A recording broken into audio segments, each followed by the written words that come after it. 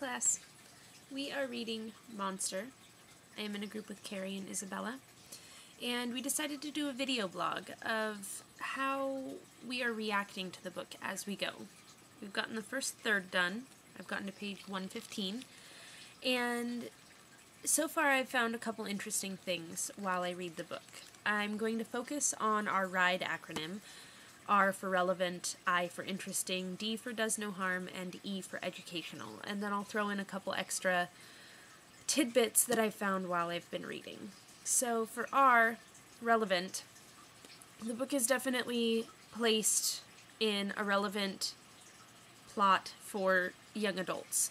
The main character is 16, his life is just starting, but all of a sudden he's thrown into the middle of a murder investigation. It's definitely approachable dialogue for students. There's two different types of writing in the book. There's a script-based, so you've got the different parts.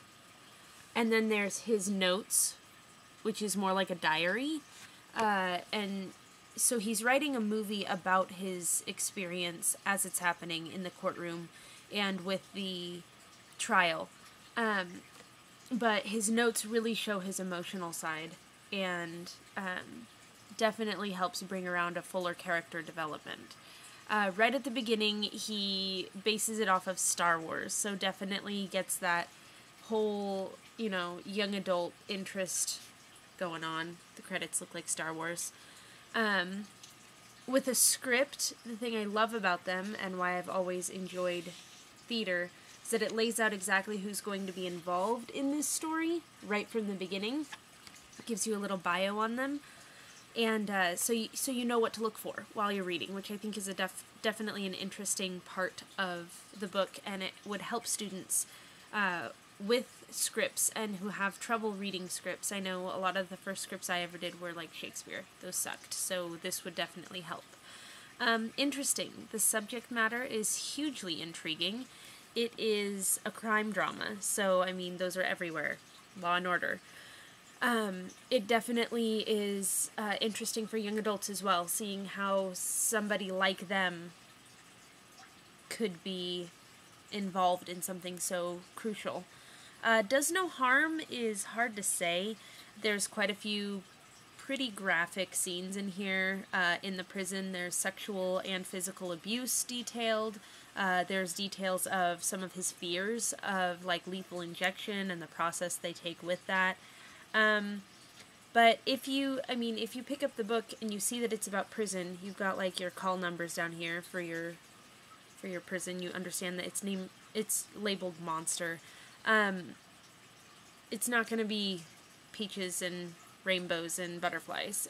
So if you are ready for a more intense read, then they handle it very well.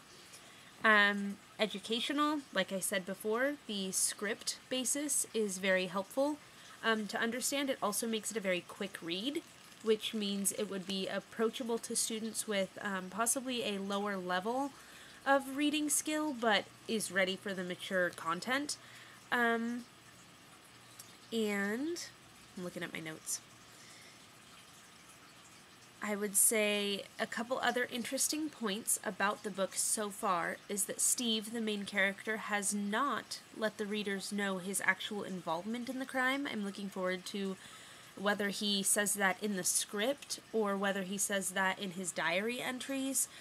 He's said that it's not his fault, and he's kind of denied what they have speculated about him in the courtroom, but he has not actually come out with what is happening and what happened to him through the crime.